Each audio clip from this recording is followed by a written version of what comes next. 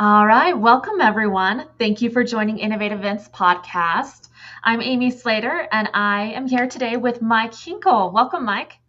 Welcome. Thank you. Nice to be here.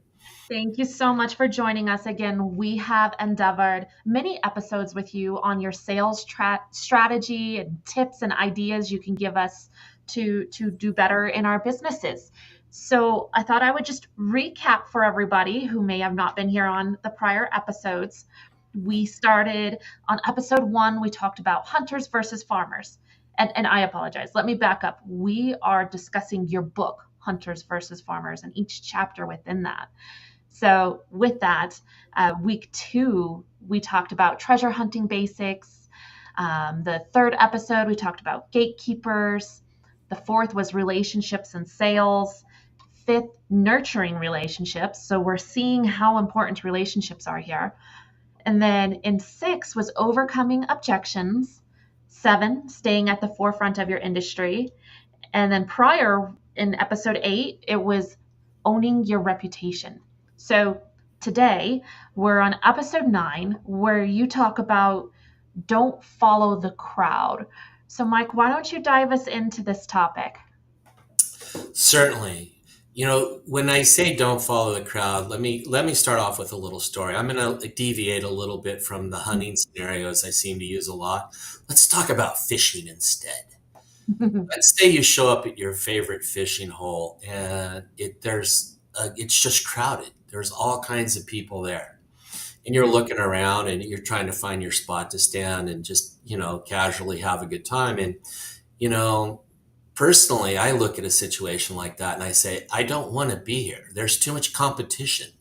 So I'll find a new hole to go fishing at where the crowd's less and I have more chance of being successful.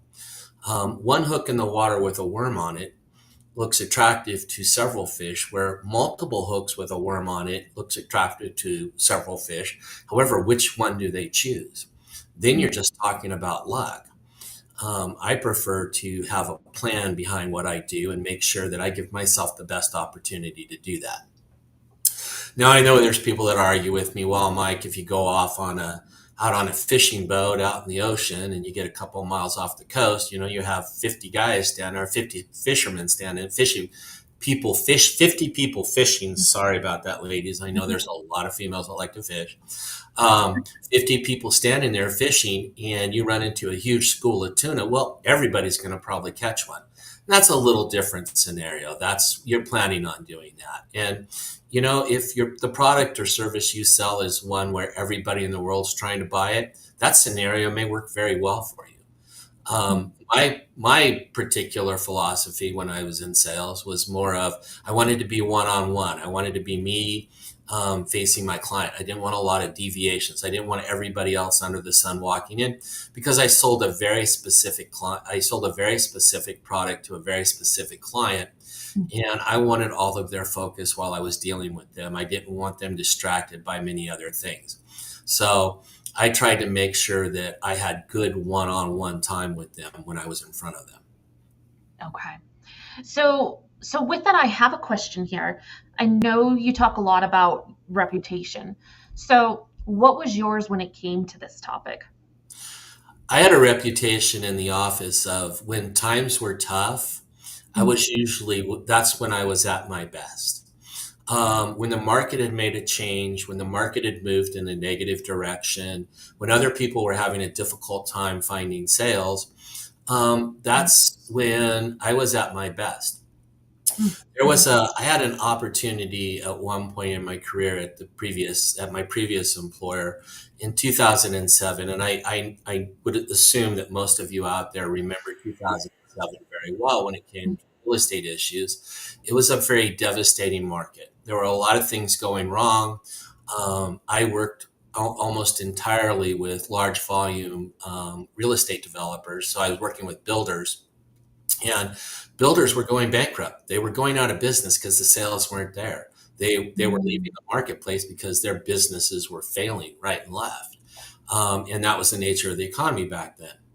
One of the things that I decided to do during this time was I started looking for ways in which I could still go out and find my business. Now, my builders were leaving in droves because they were closing down projects, they were selling off projects, they were finding ways to get unencumbered by the negative aspects of the market.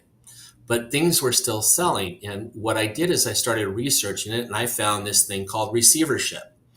Well, when a builder goes bankrupt, they own a lot of property in all those different stages of development.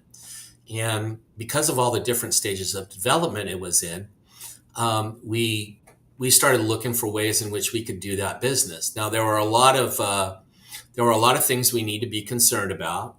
Mostly it was, we had mechanics lien issues, we had tax liens that hadn't been paid. There's a lot of stuff that goes wrong in the real estate industry when a property goes back to the market. But the thing we did have going for us is that very few of the people doing business in my particular niche with builders bothered to take the time to understand that market niche. And I started learning about it. I started learning where I could be successful in it. And I ended up saving a lot of people's jobs because we had business to continue through this downtime where the business was out. I took a look at the market, went out and found out where the business was at that I could do, found a way to get that business in the door, walked my company through the process of understanding the risk and the reward involved with doing that business. And we closed a lot of transactions. The industry as a whole suffered a lot of losses during that time period, but I kept money coming in the door and I kept people still employed. I provided people an opportunity to continue to sit in their seat as we navigated our way through these very difficult times. And make no mistakes about it, 2007, 2008, 2009 saw a lot of people that were in the real estate industry are no longer in it. In fact, as just on an aside, most of the future growth that could have occurred in this industry was washed out because we lost an entire three-year segment of people that were the up and comers for the future growth and the future leaders of our market were all lost at the very beginning of their career. Oh, wow. Okay. So then could you share with us how did you go against some of the industry norms that gave you the edge to still stay in business in comparison to everyone that was dropping like flies, essentially? Um, Tenacity and just stick to itiveness. I looked where the money was being made and I tried to figure out, okay, how can I go get a piece of that pie? Hmm. I couldn't have spelled receivership in 2006, nor did I understand what it was. And it's a complicated court process. There is a professional that comes in and acts as the receiver for the court. Mhm. He has a very elaborate powers to fix problems, and the courts have very elaborate powers to fix problems that would have been title issues in the future. But I had to know the right questions to ask, and I had to learn the right things to point to, so that that receiver could prepare the documents and prepare the situation for us, so that we could come in as a title insurance company and insure that product so that it could be sold to another buyer. Um, and that was it was a very there was a lot of brain damage and there was a lot of learning that had to be done there. But we had one of two options: Mm. learn and succeed, or stick to the same way we've been doing business and fail. If Mm. I continue to just call on my builders and expect the builders that were doing good to continue to feed me business, they would have had to feed me and everybody else in the industry that had all been calling on them previously, where they had plenty of business to share with all of us. Now they went from 50 sales in a month down to 5 sales in a month, and there was 6 of us standing there, and they had to figure out which one didn't get the one deal. Well, I don't Mm. want to live on one deal. I Yeah. want all 6. I want all 5 deals. I don't care what the other 5 people get. You Yeah. know, Yeah. my motto was really simple. I'd go in and see a client and go, I don't want all your business. I just want everything you're doing. So one thing I hear very often is people saying you need to solve their problems, and that's your open window into to collaboration and working together. Now, why, in your opinion, don't more people do this? Because when you get focused, when you, unfortunately for salespeople, sometimes we get myopic and we stay laser focused on what our job is. Go out, find people that want to do business with our organization, nurture Mhm. that relationship, and bring that business in. Well, it works in a market that's growing. It even works in a market that's complacent, where it's just level, just continuing on flat. Mhm. Where it doesn't work is when the market's on a decline. Because let's face it, once a market starts to go down, Mhm. everyone's looking to the person that's going to control most of the business. No one wants to do business with someone that doesn't have anything going on. Most of the times when decisions are made as to where an organization is going to send their business, Mhm. it's made based on taking a look at who's the busiest. And why do they do that? Because Mhm. that person represents what's actually taking place in the marketplace. They're on top. They have their hand on the pulse. You know, Gotcha. Mhm. they're you when you have something that you need to get done and you want it done right, Mhm. do you go to the mechanic that doesn't have any business in their shop when you want your car repaired? Or do you pick a mechanic that's got a waiting list because you know everybody else is going there because he's got something going on? Right, right. And then a lot of that comes too into trust and those relationships that were built. You know you can go to that person who's doing a service for you and you're going to receive what you asked for. So how do we do all of this without damaging any kind of relationships? Um, well, first off, when the market takes a change like that, when you're trying to stay at the forefront of your industry and you're trying to stay ahead Mhm. of where the market's going, you have no existing relationships that you're trying to nurture. If the market's moving in a direction that's negative to your growth, all bets are off. It's time to start getting serious about what you do. Um, I talk a lot about building relationships with my clients. Well, I had great relationships with some of those very same clients who, um, I was getting paid on somebody else selling their properties that they used to own. Mm. Well, some of those exact clients never came out of this. In fact, they're names that are recognized in the past. They're bankrupt companies that no longer exist. Mm. Yeah. So, I had to decide, was I going to go down with the ship or was I going to take my ship and make sure it stayed afloat? And Mm. that's why you don't follow the crowd, because there were people still fighting to get their business as they were filing for BK. I Okay. stopped investing energy in that and started developing and investing energy in the person that was going to sell it once they went to bankruptcy. Mm. I started looking down the road. Okay, these guys are losing their property, and so is so many others. I stopped thinking, okay, what can they do for me, and who's going to end up with it, and what can they do for me? And then this would then be that time in which you would say it'd be important to come closer to those relationships. You come closer and learn what you can, and continue to build on it. And and here's another side effect of that particular market. I took my a level of expertise that I developed in this as things were going on, and I helped refer my clients that were going to survive this in acquiring new projects that had previously belonged to other clients that Oh. I had been working with. So I had product knowledge, I had knowledge of the process, I had knowledge of the individual projects. I could tell them things that they didn't know about the project, such as saturation points and Mm. things, marketing plans that had failed or marketing plans that had worked successfully. There was a Right. lot of intel I could share. Okay, so with this, actually, a question that's come up and it relates so perfectly. Can you share with us the definition you have for the word luck? That is great.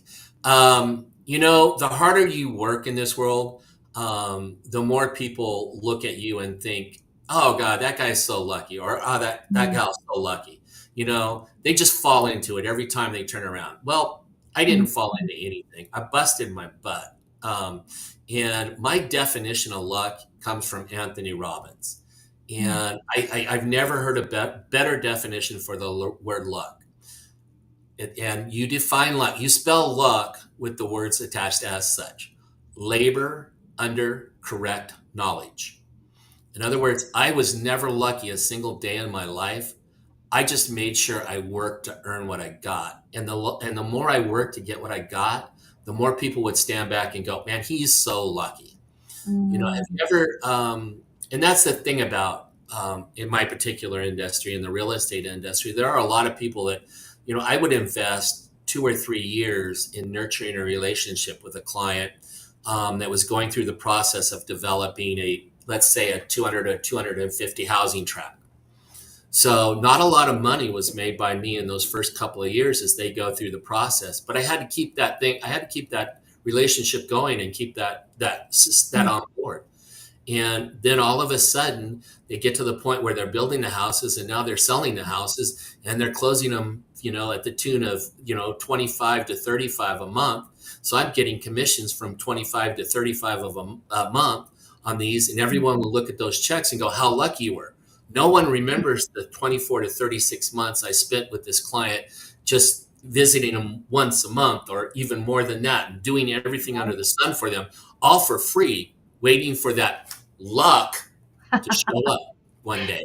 Well, and as I think about it, I'm one of those people who scrolls on TikTok and social media in the evenings and viewing things, and you see all of these successful business owners and where they're at and the success that's evolved from all their hard work, but we don't see that hard work that's been done. So how would you work with your team and give them that encouragement and insight to, like, look, this is down the road. It's here. There's a light at the end of the tunnel, but this is the strategy to get there.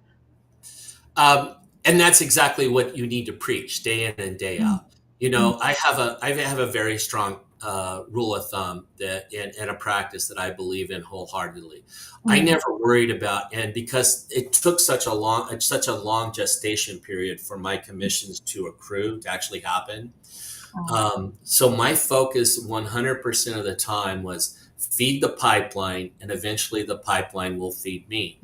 And I mm, challenge everyone to do that. Your focus shouldn't be on what's coming out of the pipe. In fact, let me tell you, if you're a salesperson that's focused on the commissions that are happening for you this month, if your eyesight right now, we are what on the is this the 5th or the 6th? yeah, we're What's on the today's date? seventh now. Yeah, the seventh. Okay, so if you're looking forward to the 30th and trying to figure out what commissions are coming your way this month, Mm, you've missed the bus. You mm, just threw away a whole bunch of money by focusing on what's coming out of the pipeline. Because quite honestly, no matter what you sell, you have zero control over what comes out of the pipeline. Somebody else is making that decision. The mm, buyer is making that decision whether or not they want to close in the next 30 days. The client is making the decision whether or not they want to produce a product and present it to someone to own in the next 30 days. Your mm, company is making a decision whether or not they want to close the business in the next 30 days or 2 days after the end of the next 30 days because it's cheaper for them. There's a mm. lot of people pulling for when this thing closes, and nobody's asking you what your vote is. Right. No, So no, why you're are you focused on communicating that? it. That's a good point. So what rules have you had to follow to do that? And how did you do that not following the crowd? What did that look like? Well, not following the crowd means that, to me, it's always meant just forge my own way, my own path in life. If everybody's excited about purple widgets right now because there was a big press release saying that purple widgets are the future, give that some credibility, put purple widgets in your tool belt, but realize everybody else is because it's low hanging fruit. Mm, So mm, what I looked for is, okay, if purple widgets are the new things, what's going to drive the market from that? Is the use of purple widgets going to result in someone needing to have a couple of gallons of purple paint because all they own is green widgets? And should we start storing up some purple paint? Are purple widgets, is there some downside to them? Are people concerned about the longevity of purple widgets? mm, And if purple widgets are perfect and they're going to be the change of the industry, what's the logical follow up to that? Again, mm, continue looking downstream. Don't stop where you're at, because if you focus where you're at, you won't get to where you're going.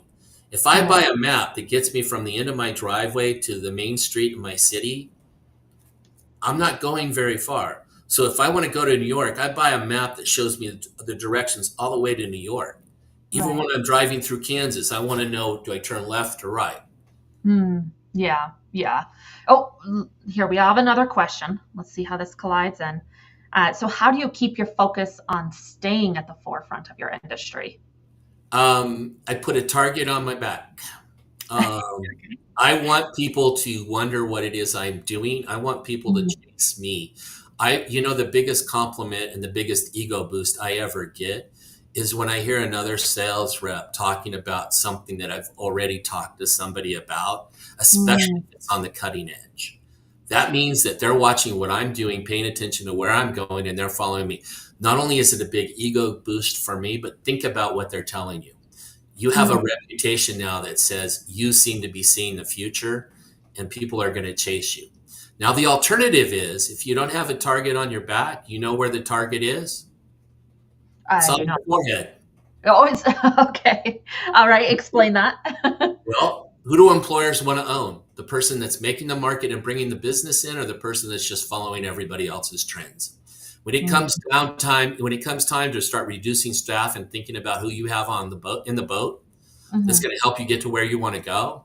Do you want the person that's out there in front making things happen, looking for opportunities, or you want the person that's following the crowd, just merely picking up the dregs of what gets dropped off? So Oh, I target on see. your back or target on your forehead, it doesn't matter. There's a target on you if you're in sales. Yeah, yeah. Production is not a dream.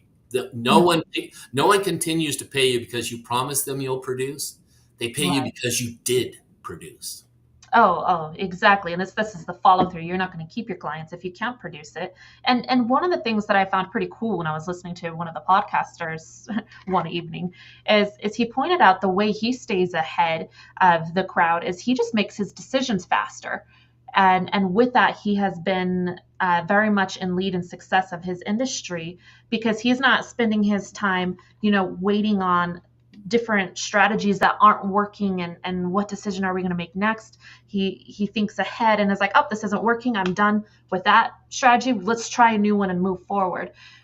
Could you agree with that and even give an example of how I, you've seen I that play out? I agree with that wholeheartedly. That is exactly the mentality you need to have in that situation. You Mm-hmm. can't waste time on things that don't work. Right. I heard a statistic once on how many times Alexander Graham Bell tried to come up with that first light bulb. And he had, hundreds of failures before he finally got it right.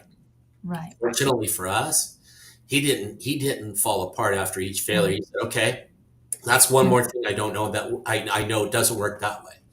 And in Right. fact, he used to drive my sales managers crazy. I would come in, go, I got a problem with this. This Mhm. is what happened, but this is what I've done to fix it. And I'm not doing that again. Moving on. You Right. know? So, you find out what works, but more importantly, you find out what doesn't work, make a decision on it, and move forward as quickly as possible and keep your feet moving forward. Mm, So, to whoever podcast you heard that said on, I would mhm. say that obviously is a person that is someone that I'm a kindred spirit with, and I agree with them wholeheartedly on that statement. Couldn't have said it better myself. And then so for business leaders and we're working with our teams, how can we help our teams structure their mind and thought process that way? Many of them, it's like, I failed again, I failed again. I have someone who works in sales for flooring, and it's like, I just can't close these deals or open any new locations. And just how would you encourage and get them on that right mind track to walk in those shoes? The first thing I would say is stop. I don't want to hear any more about how you fail. Mm-hmm. We don't have failures. We have perfect successes that prove not to be the right way. Mm. Okay, that's very Um, well said. I look when I have, and I've said this before, and it's in my book a lot. Mhm. When I walk out of a sales call, I would recap every single sales call I ever walked out of, regardless of what happened. If it was successful and I got a deal, or I closed a deal, or I got nothing at all, I got brushed Mm. off. I didn't care. My Yeah. focus when I came out of that meeting was to focus on what went right. Mm, Okay, yeah, I did a good presentation of this. Yeah, I really had a solid answer for that. No, that answer wasn't weak, so let's work on that, make that more solid. mm, But I didn't focus on what was weak. I focused on what I did right and reinforced that in my mind. And then obviously leaving the things that I didn't focus on as doing right as things that needed improvement. So I focused on improving those things. But I mm. didn't focus on the negativity. I never walked out of a sales meeting and said that was a bad sales meeting. In Right. fact, that's a mantra of mine. I'll walk away from every situation. Well, now we know not what to do there. Right. So as a leader, sometimes we don't even recognize these things ourselves, right? We may go into these meetings and our thought is, oh, that was such a failure. And after this meeting, you just, are disenchanted with your team and where the direction's going. So how as leaders do we shape those conversations? Bring them back to reality. Bring them back to focus on what they did right. Give them. Nobody is going to, again, I've said this many times too. Let's Michael Jordan, very easy person to pick on. Great basketball player, right? I believe everybody knows who he is. Should, you know. It should, yeah, a majority do. Yeah. Um, at the peak of his career, when he owned that sport, at the peak of his Mm, career, he still had a coach. right. So you think the coach ever talked to him and said, Michael, you're not doing this right? Or did Mm, he talk to him and say, Michael, that was great, great, great, great. And by the way, I need you to do a little more of this. So yeah, no, it bring out was the that positive, constant encouragement. bring out the positive components of your team. Tell them, give them give them rewards, give them bonuses, give them, and I don't mean bonuses. Bonuses don't have to be money. I mean, salespeople are money motivated without a doubt. Right. But an attaboy or attagirl or just an acknowledgement, Mm, in a sales meeting or an acknowledgement just in a general office setting where people can hear that your efforts are being appreciated can do so right. much more for driving your team to big success. Oh, Not enough people realize that. Silence is not a reward. Silence is not a way to motivate anybody. And only mhm, telling them what they do wrong also is no way to motivate them. I've had many sales managers mhm, that choose always to focus on the negative. And in fact, I not necessarily proud of it, but it's a full on fact. I had one sales manager that was so bad that it caused me such negative impacts that I had clients telling me not to bring that sales manager around anymore. And I had upper management tell me just to start ignoring the guy and whatever he said, just let go in one ear and out the other. mm. And they would run interference for me and keep him off my back because they consider my clients more valuable than his idea of what he was going to do to make me a better salesperson. Gotcha. Gotcha. Yeah, no, it's definitely, if it's not something you're used to or in practice of, it's going to be exactly that. You need to practice it and repetition. And once you get your team all in a similar motivated mindset, it opens up that door of creativity, right? And so this is where then you guys can start functioning as a company, not following the crowd, not trying to follow these trends and being individualized, but working together and getting creative. So, Mike, we are coming up on our time. I think we've had some wonderful topics here and tips to share with people. Do you have anything in closing that you would like to share? I was actually just checking my outline to see what I missed. Believe it or not, even though I'm in sales, I have an outline that I refer to, folks. Mm, Um, one of the things that one of the things that one of the points I really want to drive home is the crowd follows the crowd is like water. It always mm, follows the easiest path, the path of least resistance. And there's a lot to be said for that, and you can make a comfortable life just cruising down in the middle lane as everything just seems to go your way. The problem mm, is that when you run into a wall, you have to make changes such as careers or whatever, mm, or organizations you're going to work with.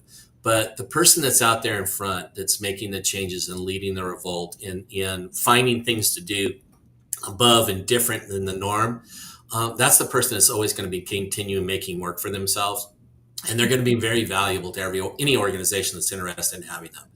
If you can go out there and make business happen as opposed to waiting around waiting for business to happen, the world will be a path to your doorstep. They will find you as a salesperson and want to hire you, because Mm, there's no better salesperson than the one that's looking down the road at what the future brings and mm, trying to find a way to make a better widget or a better map or a better way of getting things done so that mm, it's more efficient and more clients can come on board. And, it's just waiting for things to happen is never a recipe for success. Making things happen is. I love it. I love it. Thank you so much, Mike. Everyone listening, I hope this was valuable to you, and we'd love to invite you again to join us back on August 21st, 12 p.m. Mountain Standard Time. We will go over episode 10, which will talk about nuances in sales.